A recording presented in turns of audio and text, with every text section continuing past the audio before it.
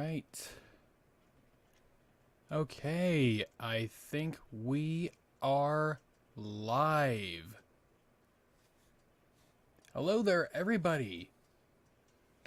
Welcome to another live stream where we are going to be looking at anti-communist propaganda. How is everybody doing tonight?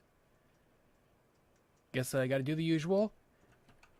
Can you hear me? I'm fairly certain I got the audio stuff right this time, but yeah, can you guys hear me? Shen Parte, you made it. Welcome. Can you hear me? Devin Canada, welcome. See, it looks like we got a super chat already from Cold Summer 91. Could you do a video about the Wild West era? I could. I'm perfectly capable of it. It's just more a question of, am I interested enough to do it? That's the real question for me. And the Wild West just isn't a, yeah, the Wild West just isn't one of my areas of interest much. So I'm afraid I can do it. It's just not something I'm super likely to do anytime in the near future, probably. You know, it's like Cypher is the one who does all that violence in the Southwest stuff, and so you're more likely to see Wild West stuff from him. Okay, good. It looks like you can all hear me. Yeah, there might be a delay on your guys' end. Unfortunately, there's only so much you can do when it comes to the, when it comes to latency. So, but thank you guys all for coming by. We're gonna have a fun time tonight. I found a piece of anti-communist propaganda that's kind of quick, at least title-wise, it's quick and to the point, because the film is literally just called Communist Propaganda. In fact, I think this video I found on the U.S. National Archives YouTube channel is more a instructional film on identifying communist propaganda than it is anti-communist propaganda. But, you know, when you Google U.S. National Archives, anti-communist propaganda, this is one of the things that comes up. But I think it'll be still interesting nonetheless. See, it looks like we got ourselves another super chat from JT Rocker 99. What are your thoughts on Ken Burns' Civil War documentary? Do you think it needs a massive update? Oh boy, it's like, I don't know if I've ever watched the entirety of it from start to finish. Like, the thing about it is that it was actually kind of revolutionary for the time. You know, it's like, before Ken Burns, documentaries tended to be a lot more boring. There tend to be a lot more like still static shots on like photos. And of course, like, historical reenactments weren't done like nearly as often. So like, Ken Burns really did revolutionize documentaries, but he revolutionized it in such a way that what he did became the standard. And so what he did before doesn't actually seem too impressive today because everyone does it. You know, it's like all of us YouTubers who make, you know, history content borrow things from Ken Burns. You know, just most of us just can't do historical reenactments, which is why we look for, you know, like really old movies, or we go and get like stock footage. All right, so we got a handful of people here. Let's get ready to start. So let me switch things up.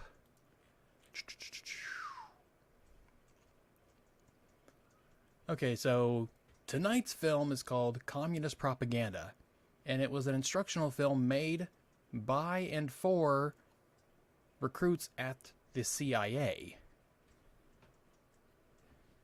The description, it was made in the late 1950s, says, this film features a conversation about different forms of communist propaganda between George V. Allen, director of the United States Information Agency, Ernest K. Lindley of Newsweek, U.S. Army Colonel John C. Weaver, U.S. Navy Captain John Leeds, U.S. Air Force Colonel Basker Neal, and U.S. Marine Corps Colonel Raymond G. Davis. it also includes several clips from Soviet propaganda films. So in fact, I may have mislabeled the stream a little bit, because not only are we not necessarily watching anti-communist propaganda, we'll be getting bits and pieces of communist propaganda with, anti-communists. I'm not sure if they're debunking it or not, but it sounds like it's going to be an interesting time. This is what, part of spycraft in the information war were like at the time. So let me change scenes here. Alright, so like I said there, anti-communist propaganda is literally the title of the video. And let us get on with the show.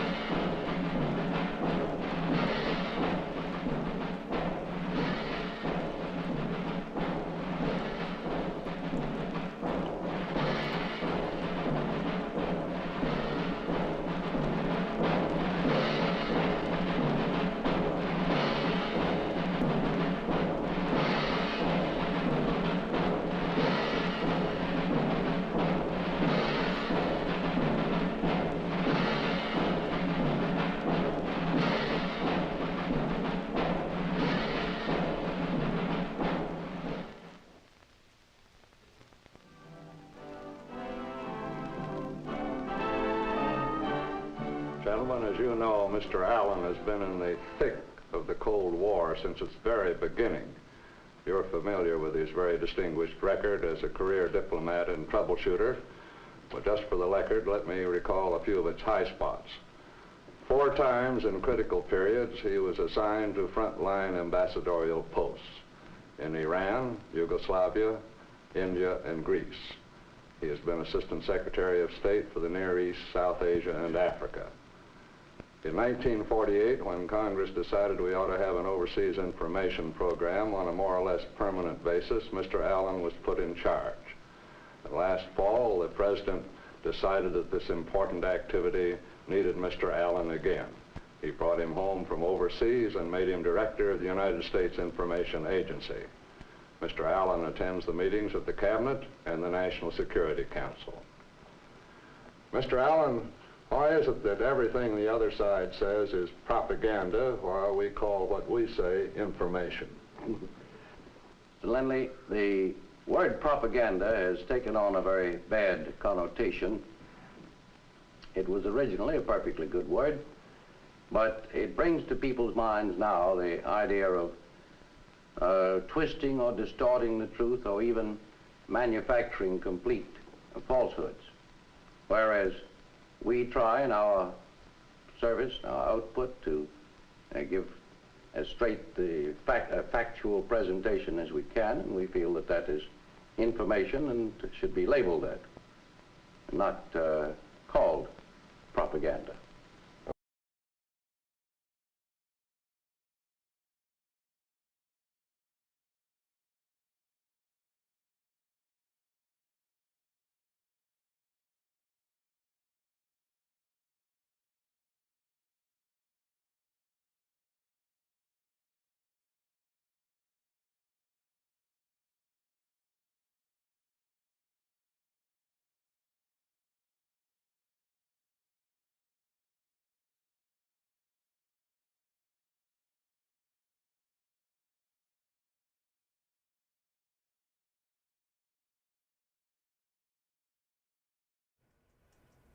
Okay, there we are. So, sorry about that. I keep trying to make sure there's not audio issues and I should stop fussing with things. Okay, so let me start over. So, here's something interesting. Yes, okay, so here's the interesting thing I was saying before I realized that my mic was off. So, the word propaganda was coined by by a man named Edward Bernays. And Edward Bernays was a ad man in the 1920s, and he was the nephew of Sigmund Freud. So this is a weird family connections here. He was the nephew of Sigmund Freud, the father of modern psychology, and he ends up coining the term propaganda. And another interesting thing about the Edward Bernays guy is that he's the reason we eat bacon and eggs for breakfast. All right, audio's back for you guys? Good, yeah. So Edward Bernays is the guy we have to thank for, like, pairing bacon and eggs together for breakfast. And, like, basically, like, in the late teens, early 20s, these, the meat packing companies come to him saying, hey, we need to sell more meat. How can we do that? How can we sell more bacon? And at this time, bacon was considered like a very heavy food. It wasn't something you would eat for breakfast. Like back then, in the late teens, early 20s, breakfast usually consisted of like coffee and toast. Like people weren't eating much in the way of eggs and bacon for breakfast. That was a later in the day food. Well, Edward Bernays decides, oh wait, I know we can get people to eat more bacon by getting them to eat bacon for breakfast, since that was like the one meal people didn't eat it at the time. Well, how do you get people to eat more bacon at breakfast when people don't eat much for breakfast at all?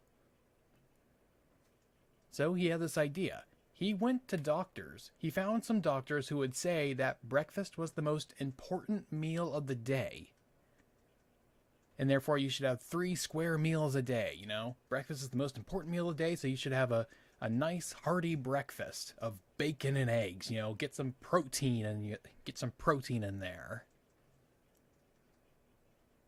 And he got a bunch of doctors to go on little pieces of advertisement to say, yes, 3 square meals a day is important, including breakfast. And you know what'll satisfy that breakfast need? Bacon. And thus, our modern breakfast world was made by an ad man nephew of Sigmund Freud who happened to coin the word propaganda. All right, so that's I hope you enjoyed that little aside. Let's get back to the communist propaganda, anti-propaganda.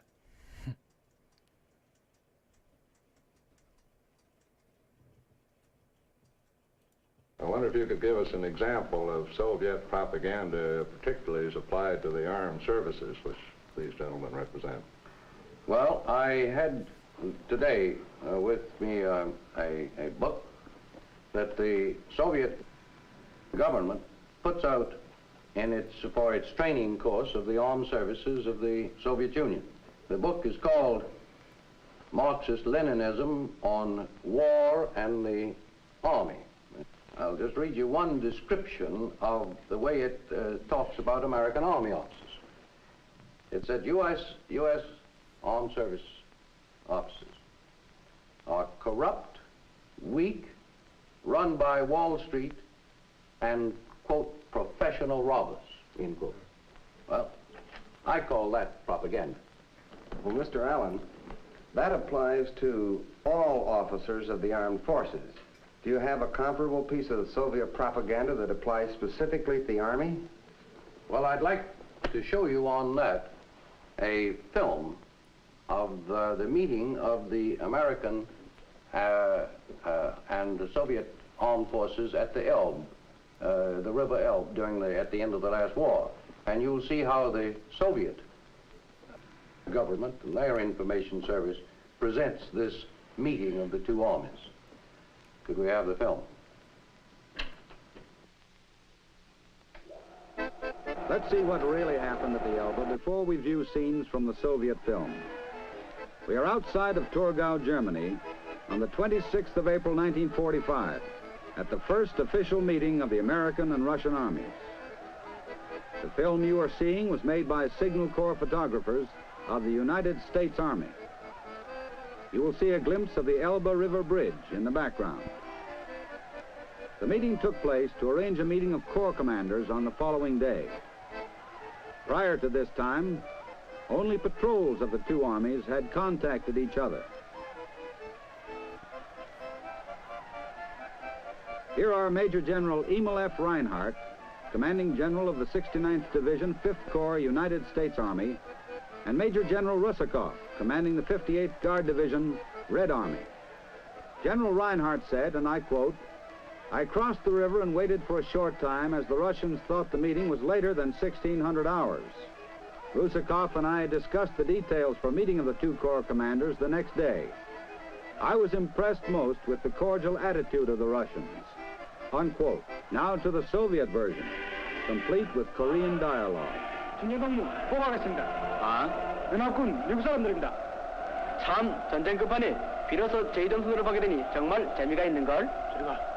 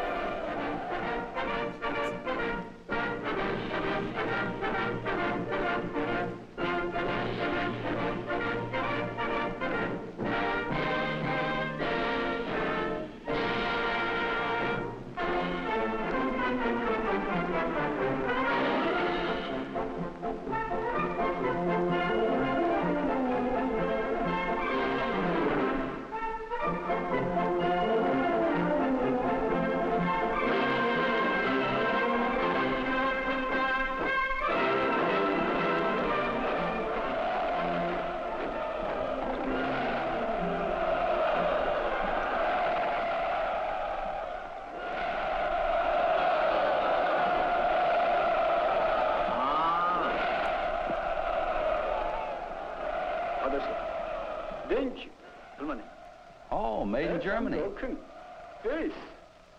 독일 대망원경은 정말 훌륭한 것. 이건 소비에트 Made in Russia. 이름난 오게페어 공장의 제품이지요. 오, 개배우. Now for the Soviet proof that our army officers are corrupt, as we see our play-acting general dally on the doorstep of decadence, complete with lady friend and stock ticker in his office. 기가 막히게 예쁜 걸. This is a literal translation of what they're saying. General, what's this? What's this? Girlfriend. What's the market doing? General, my stocks are going up. Girlfriend, sell for the profit. General, get me my broker. Yes, Wall Street. I'm making money like crazy.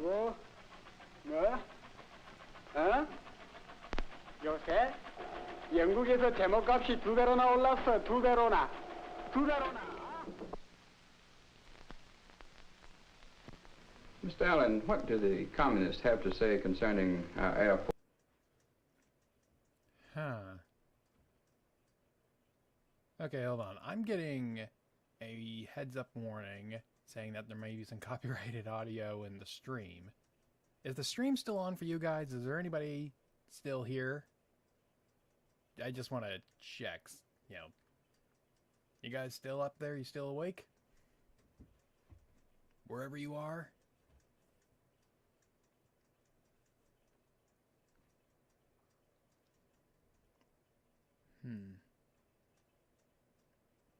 Awful quiet out there. They're plotting something. Okay, good. Everyone's still here. Okay. Yeah, so like, yeah, it's like on the back end of my stream here, YouTube is telling me, "Oh, we detected copyright audio and video in your stream. Your stream may be temporarily blocked." Okay, so it looks like it hasn't been blocked. Okay, good. And I'd be surprised at that because this is all public domain. Like, this is in the U.S. National Archives. The federal government literally put this film together. It is public domain. So, yeah, it is public domain. Okay, yeah, it's like, oh, I don't know. I don't know what YouTube's thinking. Maybe a copyrighted film borrowed footage and video from this. That's not an unheard of thing. Hey, Dave E. Hello, everyone. Hello yourself, Dave E. All right. Okay. All right. Warning seems to be gone, so let us get back to communist propaganda. That was kind of hilarious. It's like the Soviets. Like, I would not be surprised if like that entire scene of like all those American soldiers crossing the river, like as if they're like recreating the Washington's crossing the Delaware, was entirely fabricated. It's like, yeah, it's like I wouldn't be surprised that was entirely fabricated. Like, all those men crossing the river were all like Russian soldiers who got like American-looking uniforms and then tried to make the U.S. Army look bad to the Soviets. The One-Eyed Heathen. Hi, recent arrival. This movie is weird. It is a little weird. This is a U.S. Army training film about communist propaganda from the 1950s. You know, how they're pointing out the kinds of stuff the Soviets do and put in their propaganda.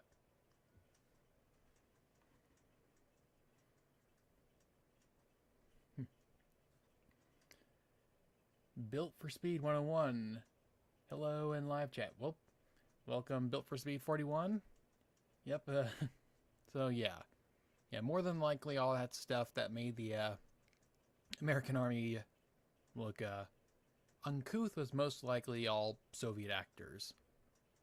So yeah, it's the kind of thing they do, and it's like I could probably use footage from this video in a future video of my own that'll hopefully be coming out towards the end of the year. But right now, I got other stuff, hopefully. But let's get back to the feature presentation. Of course. I'd like for you to listen to a broadcast from Moscow on that subject, which talks about the psychoneurotic American pilots. Could we have that soundtrack?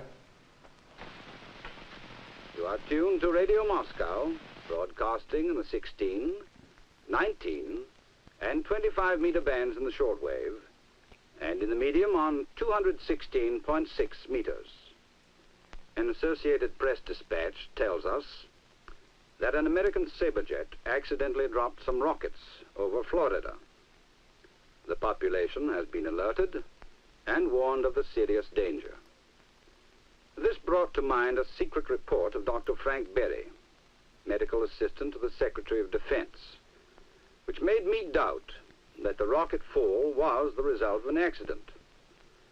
This report gives us every ground for questioning the possibility of accidents in general, since it claims that approximately 70% of the officers and enlisted men of the Air Force are psychoneurotic. What is more, checks have shown that the state of affairs is especially critical among the airmen doing steady nuclear patrol. What are they saying about the United States Navy? And the Marine Corps? I've got a copy here of the Soviet newspaper that's published for their Navy, called the... So, they said, oh, they accidentally dropped, like, bombs in Florida, and we know it wasn't an accident because all the Air Force pilots are like psychoneurotics. Soviet, Russian propaganda never change, you never change. Sovietsky float, the Soviet fleet, May 18th of this year. Speaks about what's going on in the Mediterranean. Says, referring to the United States, over Lebanon hangs the real threat of military intervention by the imperialist states led by the United States. He says, the American command has doubled the landing forces attached to the Sixth Fleet. That's the Marine complement with the ships. The imperialists are openly brandishing weapons, threatening Lebanon. But no matter how much the colonizers try, they cannot intimidate the people of the Near and Middle East, and in particular the Lebanese people, who have set on the road of defending the freedom and independence of their country. That's typical of the type of statements that the Soviets are making about the United States Navy. Okay, so this one's actually a little weird because I think at that point they are referring to, depending on the exact date this film was made, and unfortunately the details of it in the description don't say, but my guess is it's late 1950s. And if it's like 1958, then the Soviets are talking about right there might be like the U.S. intervention in Lebanon in 1958, because under President Eisenhower, the U.S. deployed 10,000 Marines to Lebanon in 1958 in order to stop a civil war that was going on or about to break out. I think the Cold War Channel did a video on the U.S. intervention in Lebanon sometime earlier this year.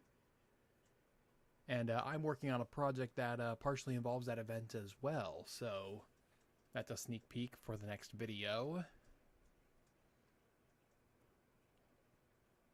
So, yeah, so that's a little context there, so interesting. Gives us a bit of it might be giving us a clue to exactly when this is made.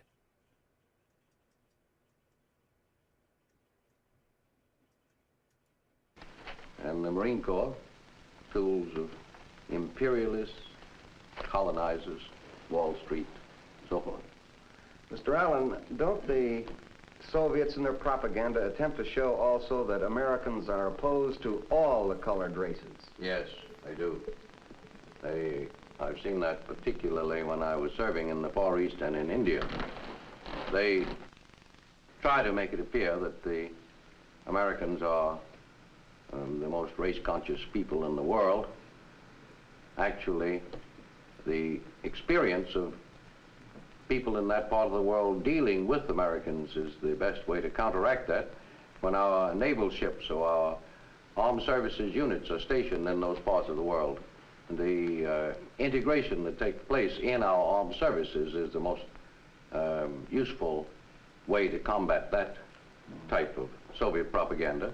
Also, last fall we had a magnificent experience when Marian Anderson went out through the Far East and India making her appearances as an American and speaking to the people about the racial questions in the United States as an American Negro was an excellent counterweight to that Soviet propaganda. I believe that Soviet film, Meeting on the Elbe, has a sequence charging us with racial discrimination and, in fact, fierce racial hatred. It might be interesting to take a look at that.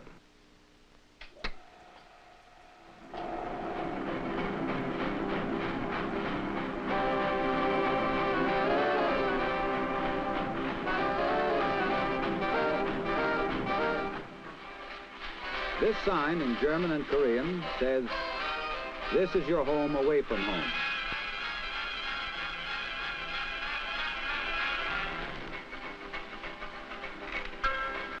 Wait a minute, why was that sign in German and Korean if it's supposed to be a club for Americans, most of whom I suspect don't speak either?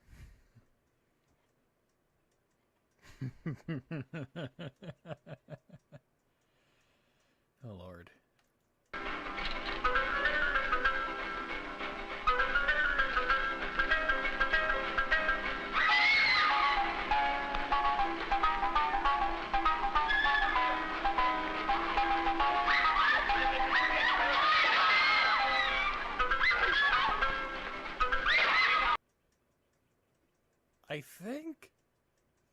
someone's in blackface.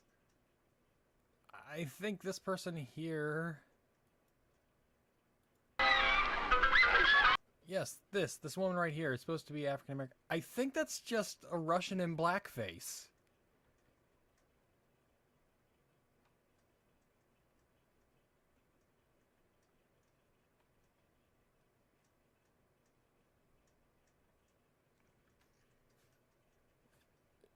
I know the comments are going to take a second to catch up, but I think this is just a woman in blackface. The Russians just recruited somebody to put on blackface to act like a concerned black woman.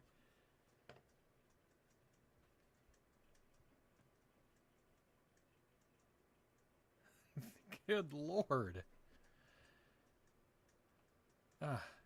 So here's a funny thing. So a big part of Soviet propaganda throughout the Cold War was like there was a propaganda line they constantly reiterated saying, "And you lynch Negroes." That's like, in fact, the phrase "you lynch Negroes" is almost like a joke in Russia. It's like basically anything we criticize them of, they would retort with, "And you lynch Negroes." Completely ignorant of what the United States was like. And it was basically like, you've heard people complain about, you know, both sidesism. Both sidesism was actually invented by the Soviets. It's like we would point out some legitimate, genuine, horrible human rights abuse the Soviets were doing, and then in their propaganda they would respond, "And you lynch Negroes," like to literally everything.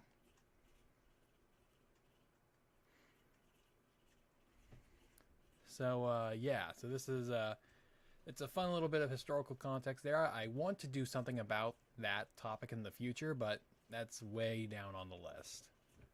So let's keep going on, and like, yeah, just note that this is most likely a person in blackface, I think.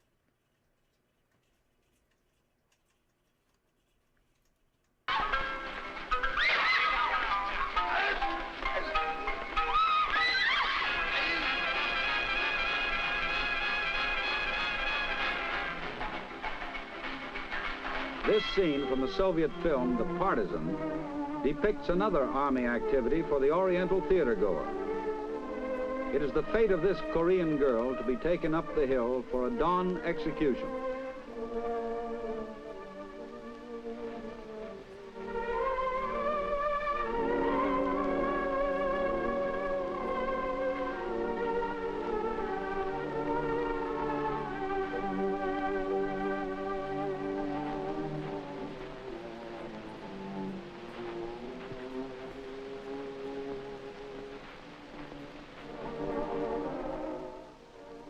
Here is a literal translation of their conversation. The officer says, "If you surrender even now, your life can be saved." And the girl says,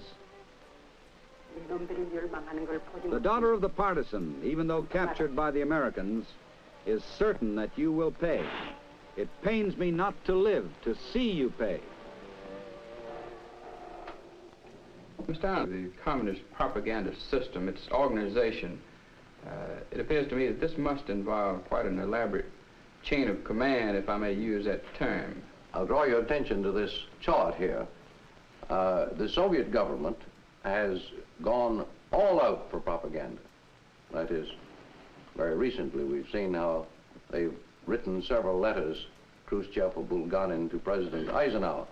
The letters are addressed on the envelope to the President of the United States, but what they are really intended to are all the world, just for propaganda purposes, not as a serious document from one government to another. Now, the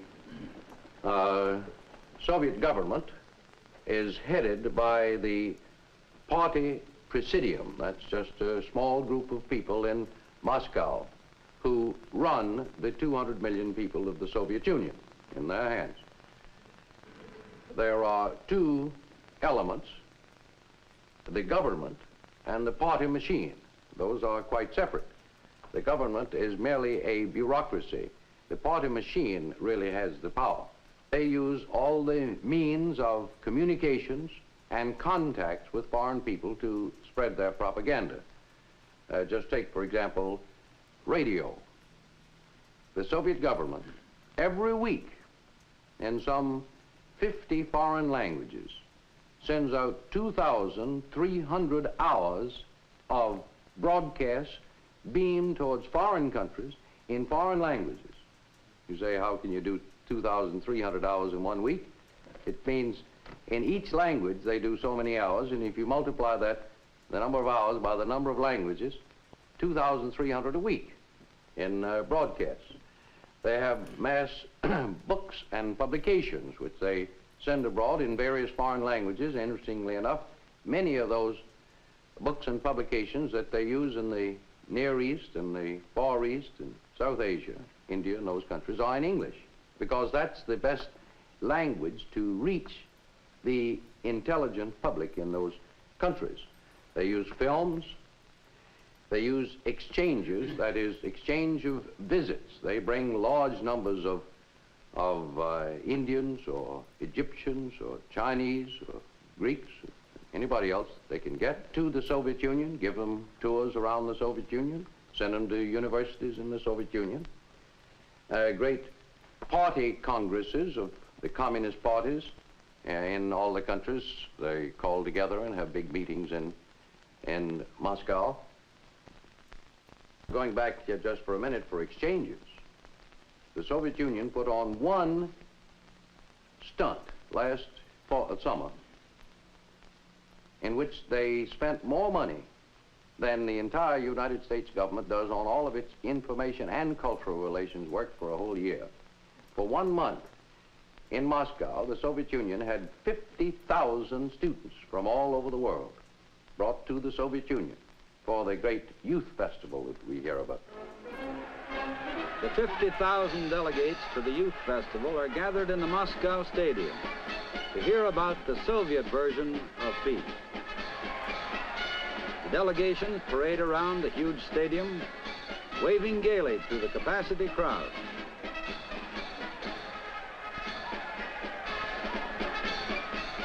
The national flags of participating delegations passing in review.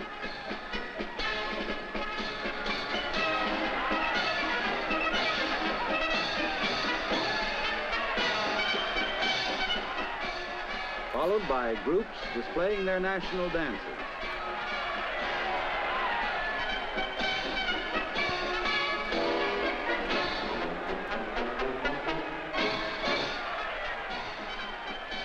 The word mir is Russian for peace. And there's Khrushchev. Here's the delegation reported to be from the United States.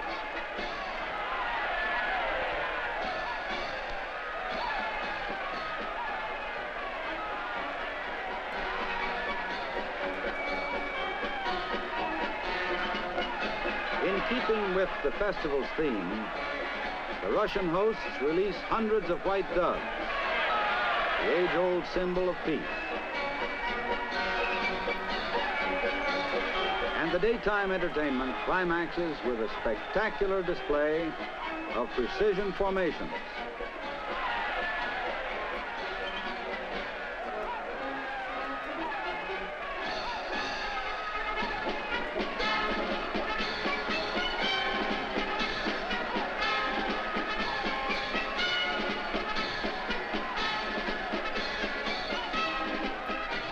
Delegates also sightsee in the Kremlin during some of the daylight hours. And this is the kissing ceremony, as the boy selects a girl by throwing a scarf around her, sort of a Soviet version of drop the handkerchief.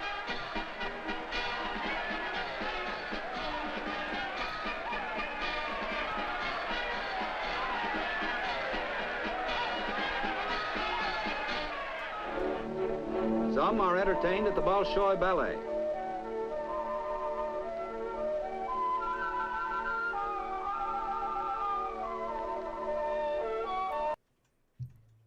Yeah, so all of this here is basically exactly what like dictatorships like this still do. Like this is like verbatim the playbook that you get when like when outsiders are taken to North Korea. You know, you showing the most impressive stuff, you take into the most cultured things that only a very small few in those countries actually get to enjoy. This is what Stalin did back in the 1920s and 30s when foreign journalists came looking for trouble. You know, where'd all that grain go, Mr. Stalin? And that's the kind of stuff they did. And they're still doing it at this point. Yeah, nothing changes.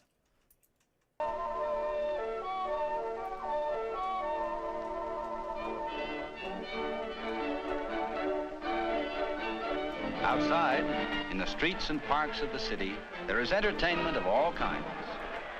Hold everything. It's undulating eulalie, the curvaceous cutie from Charzu, which is near Samarkand, if anyone cares.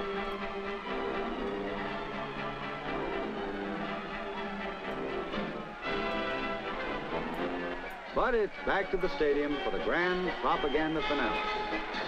Here is the symbol of destruction. The tail of the bomb looks like an American eagle. Both must be eliminated. The bomb and the eagle.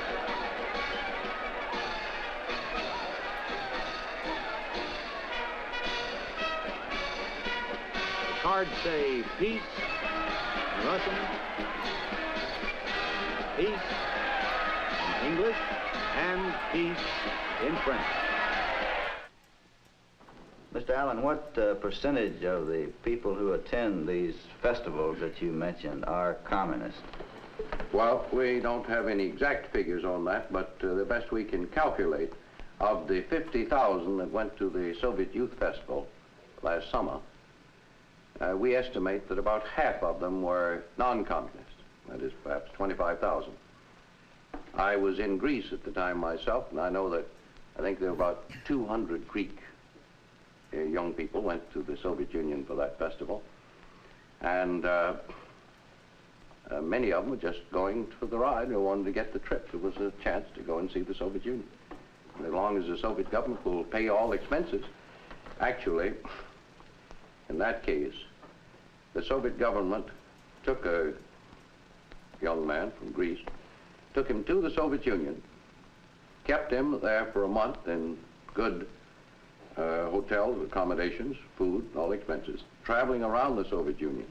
Took them to the very finest theatrical performances, the ballet and the symphony orchestra and the opera and so forth, and back to Greece, all for the equivalent of $50. Also, they act through international fronts, that is, youth organizations, college students around the world, or labor organizations that don't admit that they are communist, but are infiltrated and run by the hardcore of communists in those organizations. And through those means, they throw out their propaganda to the non-communist world. As an example of the way they do, in a totalitarian state such as the Soviet Union, they have complete control of all their means of communications. And they can say one thing in the Soviet Union and entirely a different thing outside the Soviet Union, or even to different countries outside the Soviet Union in the language of those countries. As an example, take recently when there was a threat of an attack on Syria. The Syrians claimed that there was a threat of an attack by Turkey. The Soviet Union was saying to the Syrians, you are being threatened by the Turks. They were saying that in broadcast in the Syrian language to the Syrians. To the Turks, though, in the Turkish language, they were saying to the Turkish people, the Americans are in there forcing you and using you as tools to attack the Syrians. You can tell an entirely different story in different countries without any hesitation. I've got a chart here that shows the way the Soviet Union parcels out its radio broadcasting in these many languages in order to get as much of a varied effect as they can. For example, in the lower part of the chart, it shows how much broadcasting the Soviet Union does overseas to foreign countries. That's 900 hours a week. This, incidentally, is the Voice of America broadcast is 730 hours a week altogether to the world. This is the Soviet broadcast just to foreign countries, not in the Russian language, but in foreign languages. These are the broadcasts by the European satellite states, that is, Czechoslovakia, Hungary, Bulgaria, Romania, and so forth. They do about the same amount altogether as the Soviet Union does. These 317 hours are done by Communist China. Then 125 hours each week are done by the Far East orbit. That means to say North Korea and North Vietnam. And then there's 108 hours now being done by various clandestine radio stations, broadcasters, who are situated in one place or another claiming that they are, for example, the South Korean broadcast. They're actually broadcasting from North Korea, but announcing that they are a South Korean broadcast. That's where the clandestine comes in. So you see that the Soviet Union uses all the satellite countries to do broadcasting outside the communist orbit, as well as the Soviet broadcasts themselves. Mr. Allen, I wonder if you can amplify what you said about the Soviet distribution of magazines and books abroad. I've seen some very startling figures on that. Do you happen to have them in mind? Well, I have some figures about the publication of the magazines. They are putting out 85 periodicals in 30 different languages. That periodical means magazines and quarterly reviews and things of that sort. As far as books are concerned, last year they poured 100 million books into the free world. They usually sell at very low prices, yes, don't they? Usually, or they give them away. Stalin, I wonder if you would discuss for us the main propaganda themes of the communists today, sir. I have a chart here, which I'll show you on that. See, we've got another super chat from Lolilo. Hope I'm pronouncing that right. Underrated channel. Thank you, Lolilo. I appreciate that. Let's see. What other comments do we have going on at the moment? The moment when tourists have a better life experience than the whole nation. Yeah, that happens. It's, you know, basically that's what happens in North Korea, unless you're found trying to like steal a picture or something, in which case then you'll be held in prison and then eventually given back to your country when you're dying and they don't know how to take care of you. See, Dave E, it feels like a 50s sci-fi movie where aliens take over human bodies, but everything they know about being human, they read. Talk about these guys talking around? Is that who you're talking about, Dave E? Because, I mean, like, none of these people are actors. They're all military personnel. So, yeah, they're in a film, but it's not like... It's this weird middle ground because, like, clearly this is mostly scripted, but it's also, like, it's scripted but unrehearsed in a way. It was either under-rehearsed or over-rehearsed. You know, like, I think the presenter doing all the talking here is, like, probably over-rehearsed, while everyone else is, like, under-rehearsed.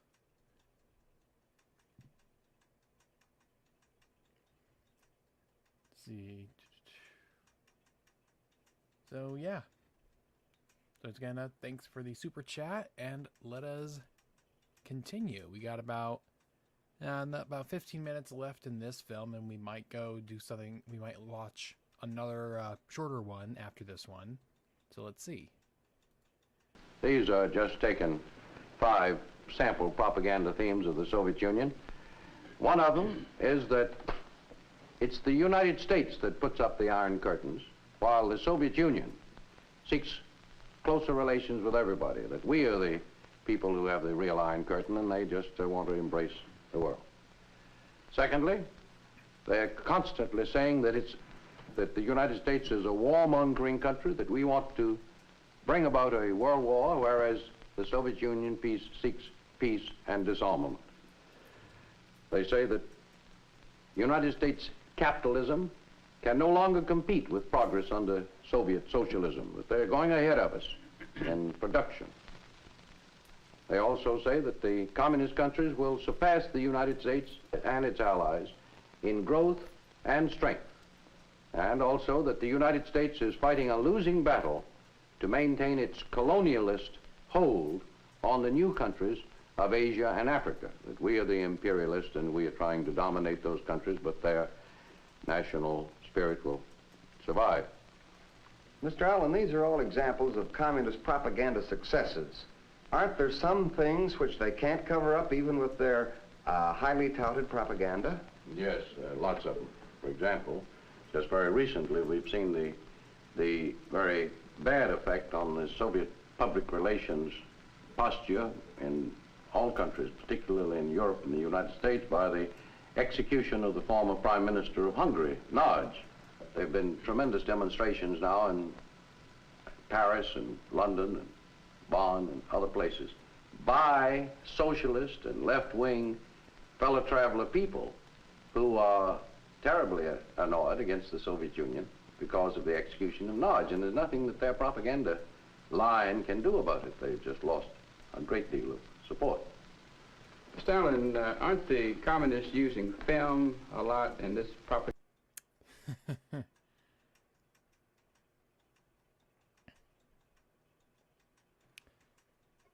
Okay, so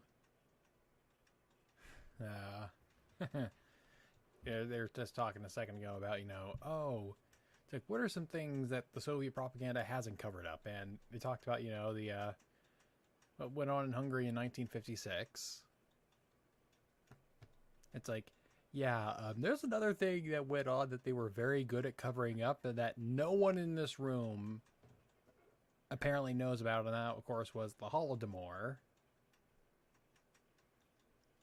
It is the Holodomor they were very good at covering up. So much so that no one in this room even mentions it.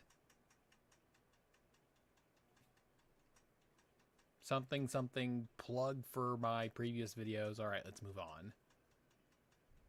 Propaganda feel? Yes, they are. Both documentary type of films and entertainment films. And in the entertainment film field, they have recently been very active. As a matter of fact, very recently, they won an international award at Cannes in France. The film is called The 41st. Oh, yes, I've heard about that film. I believe it's about the girl who's a Red Army sniper and the boy who's a White Russian officer.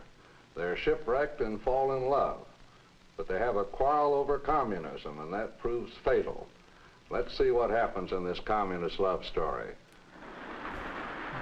Safe from the shipwreck, out of the sea, across the ice, comes the girl, a Red Army sniper, and her prisoner, a White Russian officer. She has killed 40 men with her rifle.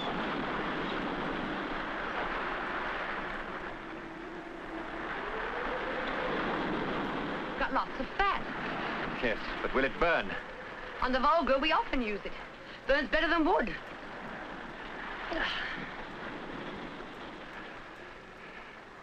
Why couldn't the others have got through as well? Might be better to... The cross worn by the man is another communist identification of the enemy. All right, go ahead then. Forget I'm here. You first. I'll wait outside till you're ready.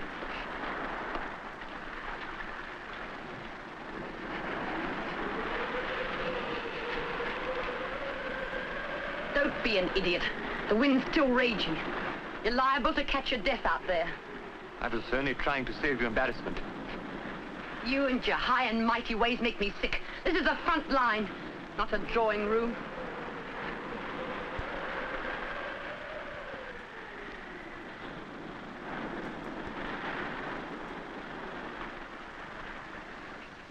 Go on, what are you waiting for? Anybody'd think you were shy.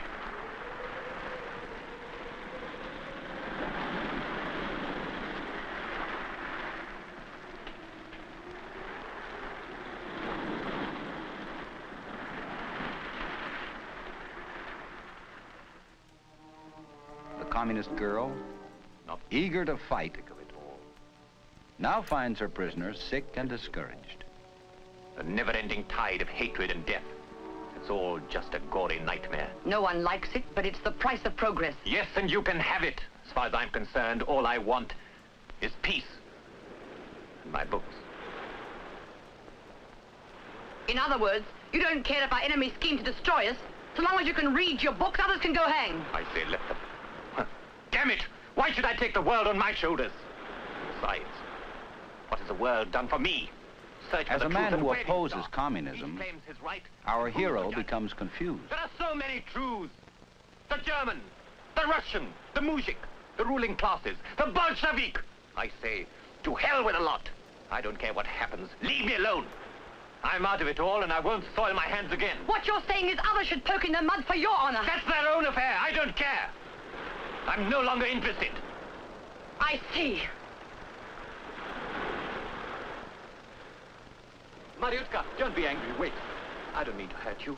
Don't you understand? I'm sick at heart, exhausted. Let's get away from here. Go to the Caucasus. I've got a summer house in Sukhumi. If only you'll go with me. I'll help you to study. I'll be good to you, I promise you. You're asking me to turn my back on my conscience, cast aside my obligations, loll around on cushions, munching candy bought with the blood of my comrades. Don't be so melodramatic. Oh, yes, I forgot your class likes to hide ugliness by pretending it doesn't exist. Is that all? I wonder how you can blow yourself up with so much hot air and forget that you're a woman. It's been thrust on me by people like you. How dare you think I could so far forget myself as to desert my cause and lie around your house in idleness like any slut, you blasted son of an aristocrat? That's about all I can stand. Stick to your damn doctrine. Scum that you are.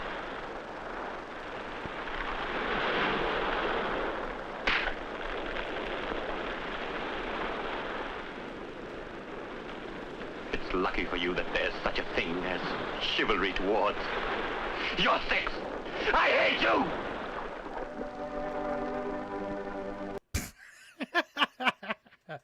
Oh, Lord.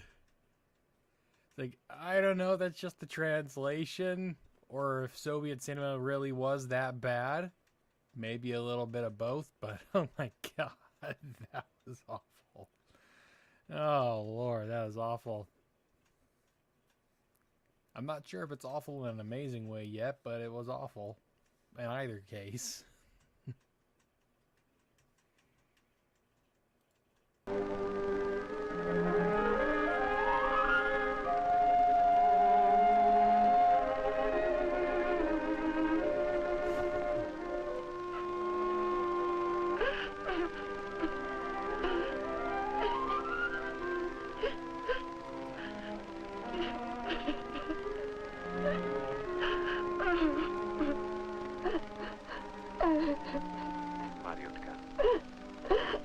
Why did I have to fall in love with you? You've tortured me, destroyed my peace of mind, but I can't fight you, I can't. Don't cry, my darling. Don't turn your back on me. I thought you would understand. You were cleverer than I was. I'm sorry I failed you, my darling. Don't cry. It'll work out all right, I promise. Trust me again. Present, let's forget it. Bye.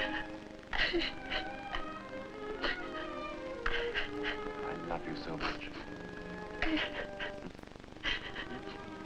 You love me too. Mm-hmm.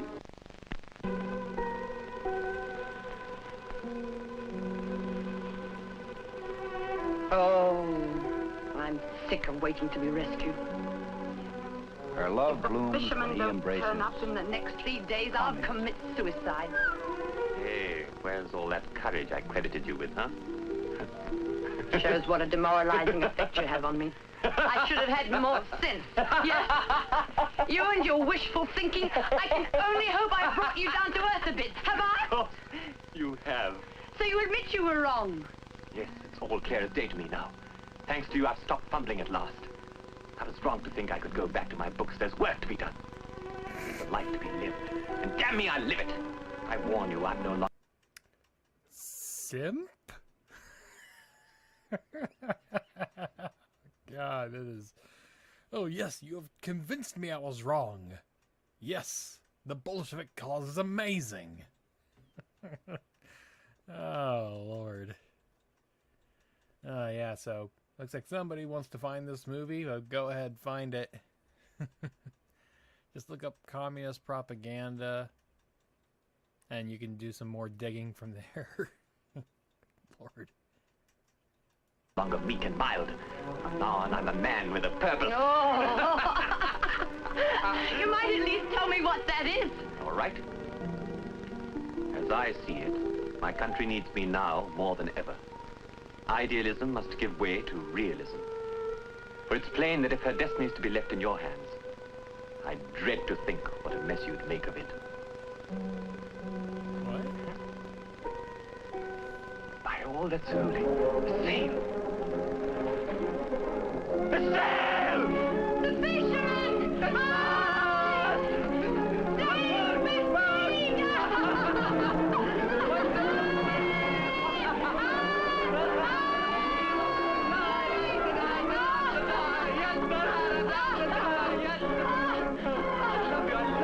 Wait a minute. Were the two of them stranded on an island? Were the two of them stranded on a deserted island? It's looking like what it is, because like at the beginning of the film, it looked like they were like coming in out of the snow, but now they're something like on a desert island. Like what is going on here, movie? Wait, you idiot! We've got to give them a signal. What for? They're coming here anyway. They could be going further east. Get the gun and fire a shot quick. Hurry!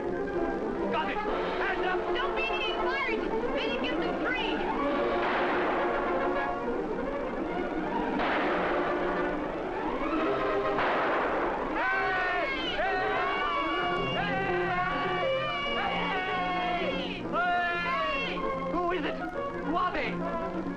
I'm not sure they're fishermen at all.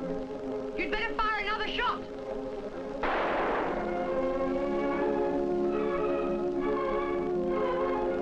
They're not! They're gone! Hey there! Hooray! Yeah! Come on! Yeah! Hey!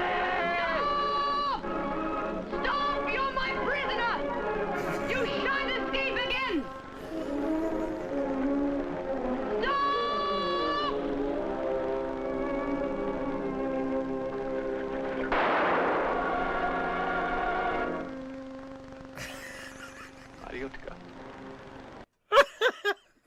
Oh God!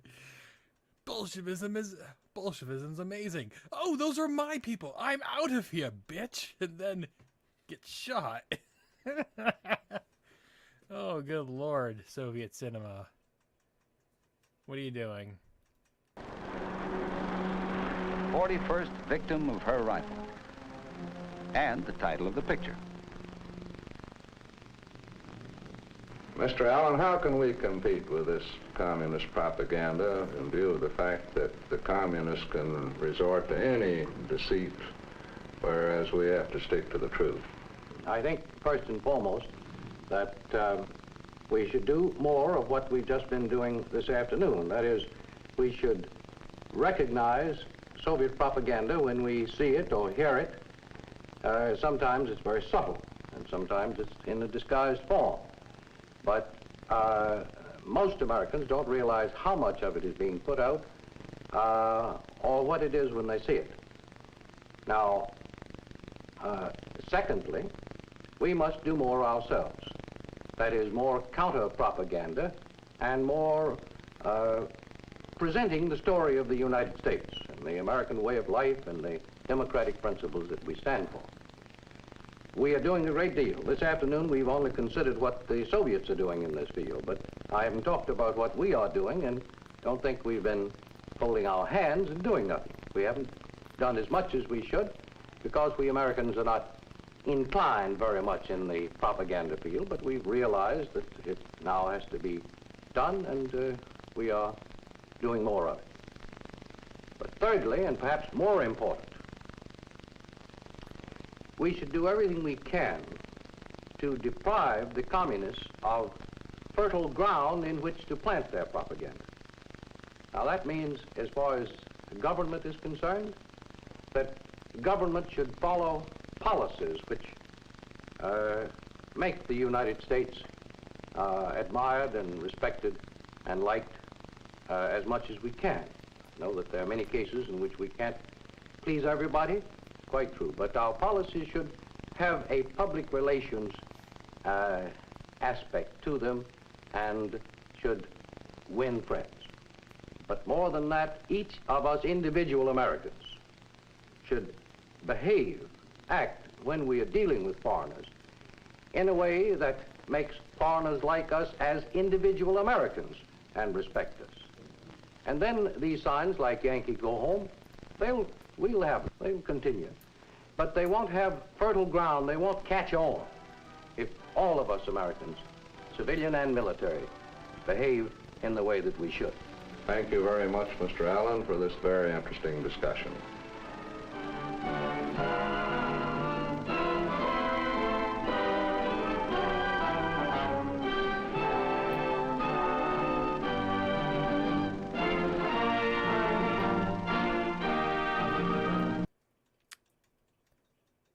And now I just kind of wonder, is this Abraham Lincoln quote real?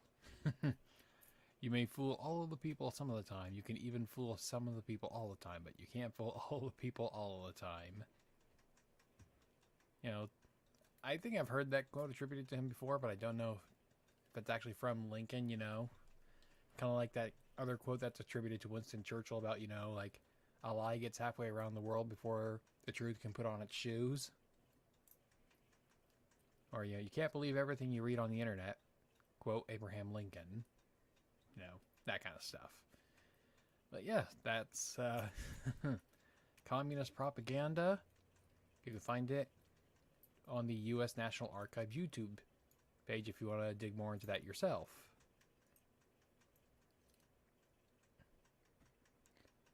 Let's see, is there anything else we want to look into? Oh, here's one here we could try out. It's only a... Actually, yeah, let's go with this one. The Soviets and Islam, 1972. It's on a channel called Nuclear Vault.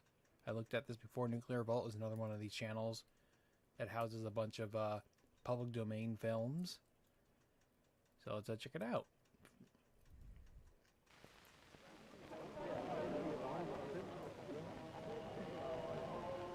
Each year, more than 1 million people flock to the town of Mecca in Saudi Arabia to fulfill the dream of a lifetime. They're Muslims, and they're on their way to pay homage to Muhammad, the 7th century prophet whose teachings are the bedrock of Islam.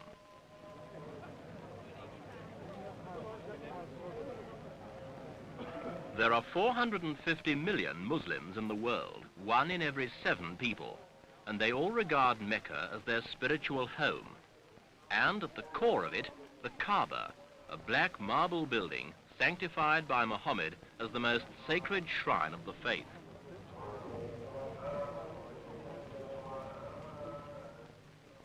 Five times a day, Muslims throughout the world kneel in prayer in the direction of Mecca, exactly as ordained more than 1,000 years ago. But if that hasn't changed, a great deal else has. No other creed has ever been so rapidly overtaken by new realities. This week, Echo looks at the changing world of Islam.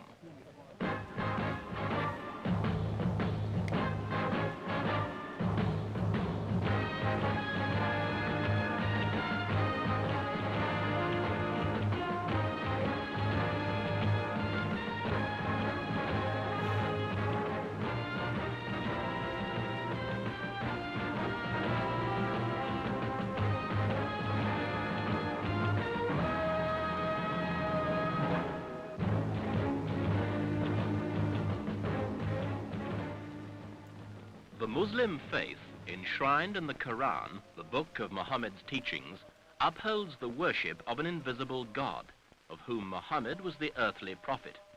Uniquely among the major religions, it admits of no images, and there are no statues or carvings in a Muslim mosque.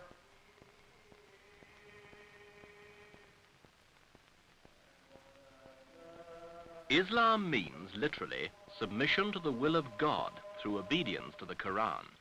But this total acceptance is a two-sided coin. It accounts for the strength of the religion and the perpetuation of its way of life. It also accounts for a degree of indifference, a reluctance to alter ancient custom, and an obsession for the past, which characterizes so much of the Muslim world.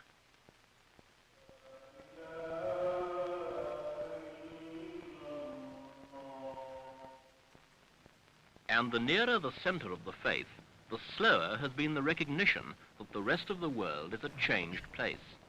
The Middle East, so near to Europe, and yet so far from European standards of life, has taken an astonishingly long time to rouse itself from that indifference which cramped it for centuries.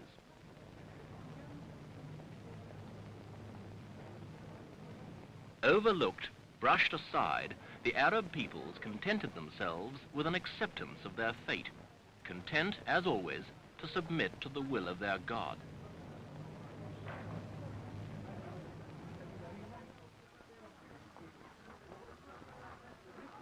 And yet it's worth remembering that the ancestors of the Arabs spread the creed of Islam to the very limits of the world they knew, in a dynamic explosion of armed and cultural conquest in the second half of the first millennium.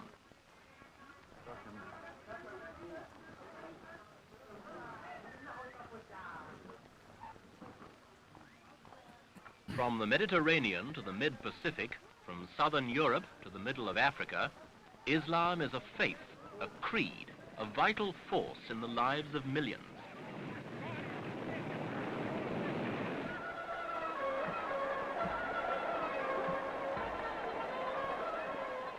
But the world they once influenced so greatly outstripped them.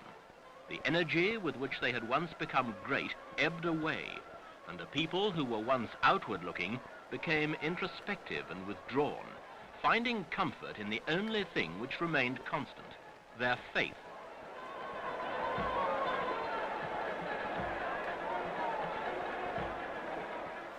And the unity they once knew was replaced by tribal bitterness and warfare.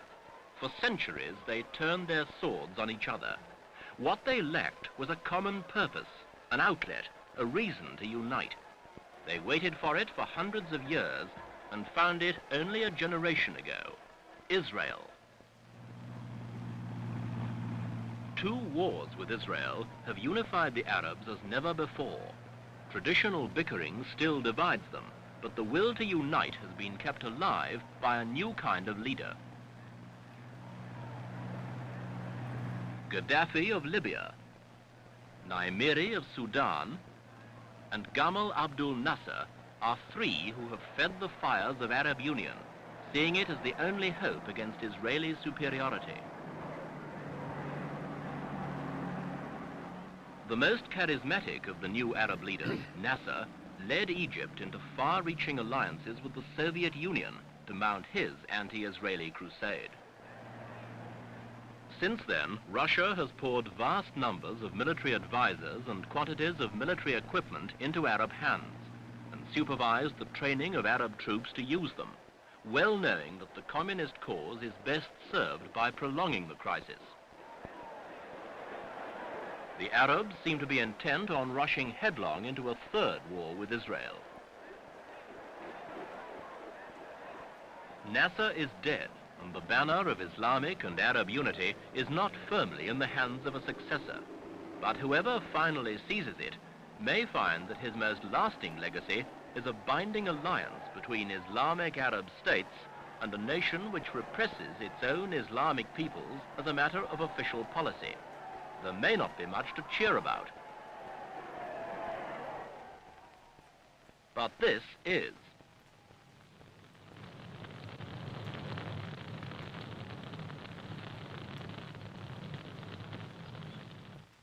Fate has played a grim joke on much of the Muslim world. Islam existed as a way of life in most of the poorest corners of the earth, leaving millions of Muslims to scratch a living out of desert and swamp. It needed other people to unveil the riches beneath their feet. Now they find they have 66% of the world's petroleum, 70% of natural rubber, 1/3 of the phosphates, half the world's tin, 40% of jute, half the copra fiber. All this in Muslim hands. And so a two-way flow gushes in and out of the Muslim world. Raw materials out, dollars, pounds, francs, marks, and the know-how of the West in, and on a massive scale.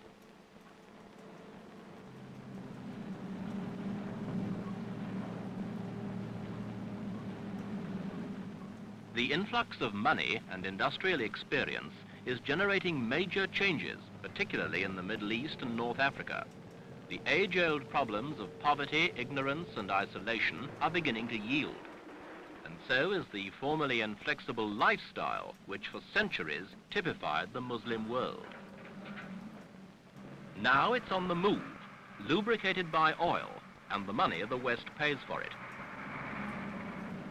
The sons of nomad Bedouin sheikhs are digging the foundations of new houses, new schools, new hospitals, and a new life. But what has most astonished foreign observers is that the sudden arrival of the 20th century has failed to alter the Muslim faith in Islam. The religion of Muhammad, it seems, is going to be as relevant in the industrial age as it was in the age of the camel. The Arabs are reaching high in trying to correct what they see as a slow start in the modern world. Today, their city streets are pungent with the same exhaust fumes that pollute the proudest Western capital. But so far, no one seems to care. And yet, alongside the throb of car engines, the sound of the Russian language can be heard more and more frequently in these streets as more and more military... So it took 9 minutes for them to actually talk about Russia. And there's like a minute left. Yeah. Well, it wasn't what I thought it was. I'm gonna say I looked at an old movie that said Soviets and Islam and I added it to a playlist. Oh well, not super useful for what we've been doing tonight, but I might actually be able to use some of this footage in a future video. So it's always nice to find B-roll. Military advisors arrive to train the massive armies being built here. One wonders how Islam will fare under their influence.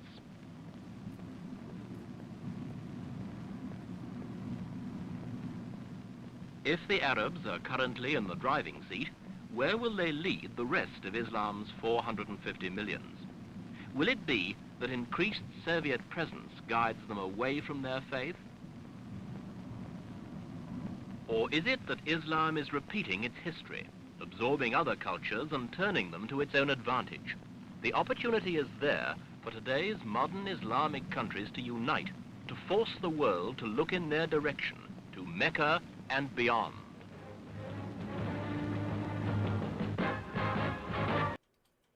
All right. Well, I think that's going to be it for the film portion of this program. So I guess with whatever time left until we feel like stopping, we can turn this into a Q&A for the remainder of the time, maybe for about another 10-15 minutes. If you want to just do Q&A stuff, that's good with me.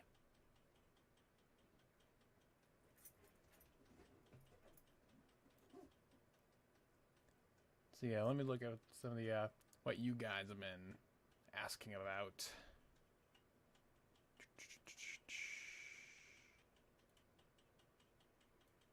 All right, so what questions do you guys have? Yeah, I'll use the last 10-15 minutes as a Q&A session. I see a lot of you talking about evangelicals and televangelists for some reason. Wow, this video. See, hey, see, grapes. I'd like to see the population graphs of horses and camels after the introduction of cars in a religion.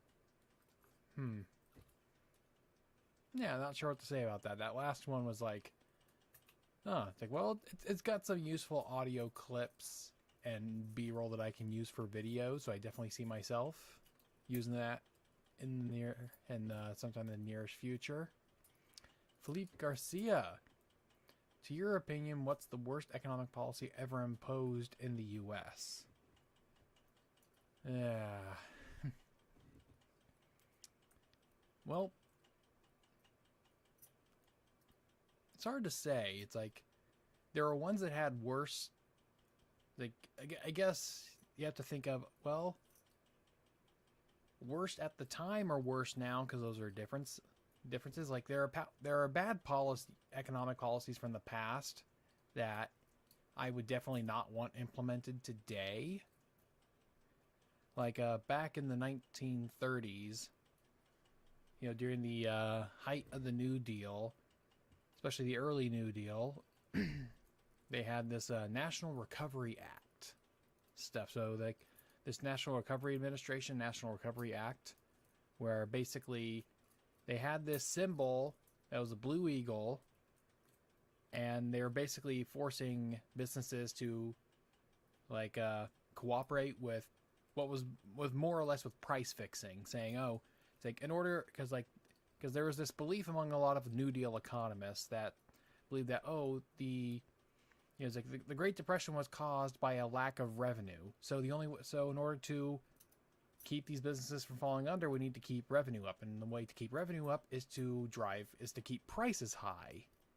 And the best way to keep prices high would be for price fixing. So you get all of the participants and competitors in an industry to charge the same price, but this time it being government enforced rather than like a, you know, private monopoly. And there are lots of instances in which, like, there are people whose businesses got sued out of existence because they decided, you know what, I want to charge less for my product or service than the government says I should charge. Like there's a suit manufacturer in New York, a tire shop in New Jersey. Like I'd say read Burton Folsom Jr.'s New Deal or Raw Deal, or Amity Shlaes' or one of Amity Shlaes' books on the Great Depression. The Forgotten Man, that's hers. That's the one to look at, I think. Paul Christie wanted to go to the discussion reason Bush knowingly misinfo for Iraq War. Alright, well, I said it in the video, I'll say it here. The Bush administration did not knowingly misinform the public on the Iraq War. They genuinely believed weapons of mass destruction were there. Saddam did a whole bunch of stuff to make people believe that he did. I am aware of another history creator who has made a video on this subject, and that'll be released in the not too distant future. So instead of me making a video about it, I will simply promote their video when it comes out.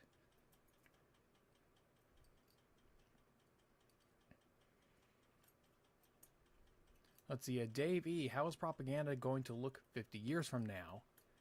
So there's a thing about propaganda is that it has evolved over time.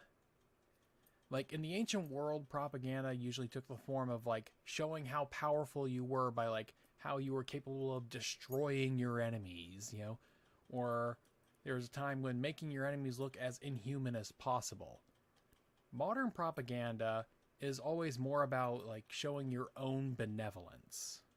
Or at least that has been the case since like the end of World War II. Since the end of World War II, propaganda has always been about the benevolence of yourself. It's like, oh, I am so great, I even help the peoples of my enemy kind of stuff. I don't know what it's going to look like 50 years from now. I doubt we're going to move past the benevolence thing, but who knows what they'll emphasize in that propaganda. One-Eyed Heathen, what do you think would be the best top-level method for paying for healthcare in the U.S.? The issue with healthcare in the U.S. is that it is complicated, and unfortunately just saying, oh, just have the government pay for everything isn't actually going to solve the problem. Because one of the reasons Americans end up having to pay so much is because in Europe, they pay an artificially low price for healthcare. That is the fact of the matter, is that they are paying an artificially low price forced on the government. It's forced by their respective governments.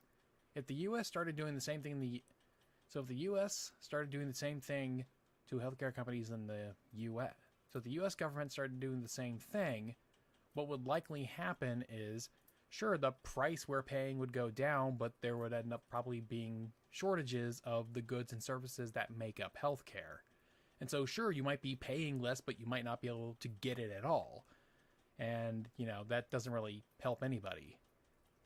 And so there are lots of things you could do, and unfortunately, there's no single silver bullet that's going to resolve the issue, so long as, like you've got countries in Europe that have their universal healthcare systems that force our prices up. A number of things you can do around the edges, such as, let's get rid of the tariffs and other trade barriers that prevent, us from buying, like, medication abroad, because that's one of the expensive things, is drugs. Drugs is one of the expensive things, and if we can, make it easier to buy quality drugs from overseas, then we should make it easier, which will then drive prices down here, because the domestic producers would have to compete with foreign producers. We can also help reduce the cost of labor in healthcare, be it, in the persons of nurses and doctors and whatnot, by making it easier for people who have medical training from overseas to come to the U.S.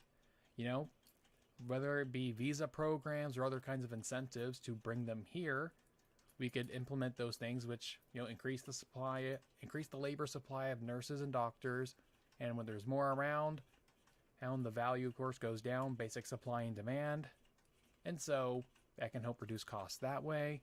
We can, I think, tinker around the edges with things like like with patents. We can tinker around the edges with patents so that it's easier, so that a patent goes into the public domain quicker, which allows for drugs to be, for the creation of generics. So we can get to generics of important drugs created quicker. You don't want to completely get rid of patents, because that completely destroys the incentive to create new drugs. But you also don't want them to last too long, because if they last too long, there's less incentive to make more, and it just keeps them more expensive for longer. And of course, part of the idea behind, like patents and copyrights is that we've given you this copyright, a monopoly over the production of this good, as a reward for you producing this valuable good. But in exchange for this monopoly, you're going to have to give up, you're going to have to lose that monopoly at some point. So there are those and many other things we could do to address healthcare. It's a complicated thing, and I don't think there's a single silver bullet to solve it.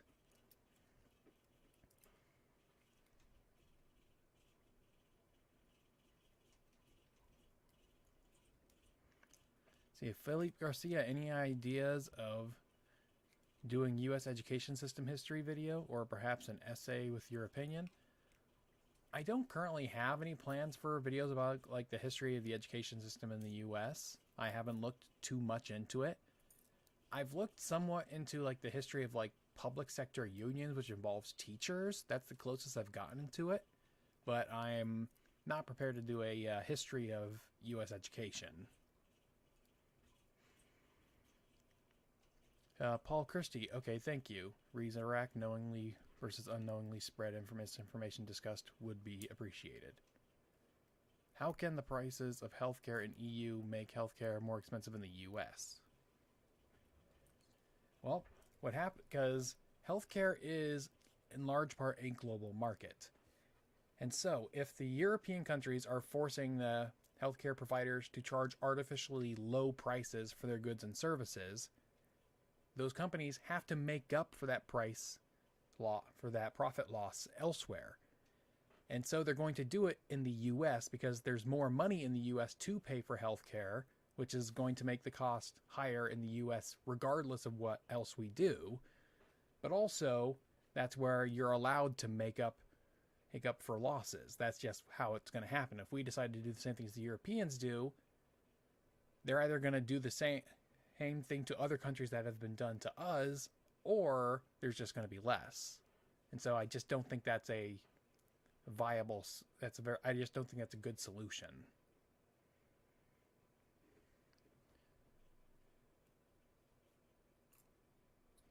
See, Dave E., I've got the solution. We swap our defense budget for healthcare.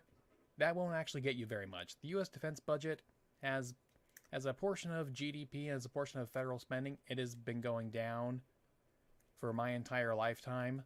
You know, the last 32 years now. Yeah, that's not the solution. Plus, the U.S. already spends more on, U.S. federal government spends more on healthcare than it does on the military as is. So that's not actually going to help.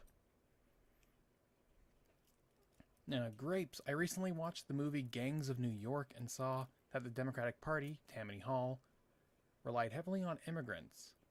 Has the party always been the party of more relaxed immigration policy?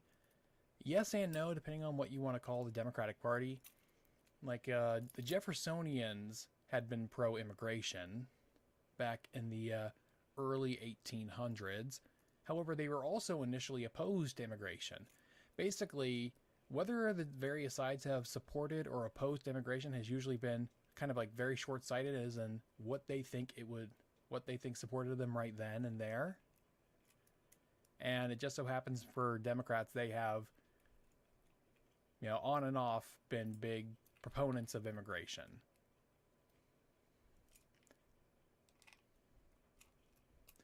One-Eyed Heathen, I need to head to bed. Thank you for answering my questions. Well, thank you for watching, One-Eyed Heathen. And yeah, get to bed if you're in that kind of state or time zone. Davey, have a good one. Paul Christie, USA still 5% GDP. What is health? Percent of GDP.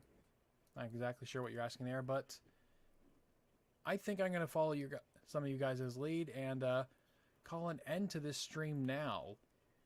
But we can always talk more when I do this again. Thank you so much for watching, and hopefully next time I will actually find a piece that is actual anti-communist propaganda rather than anti-communist propaganda. Which I think is the best way to describe this one.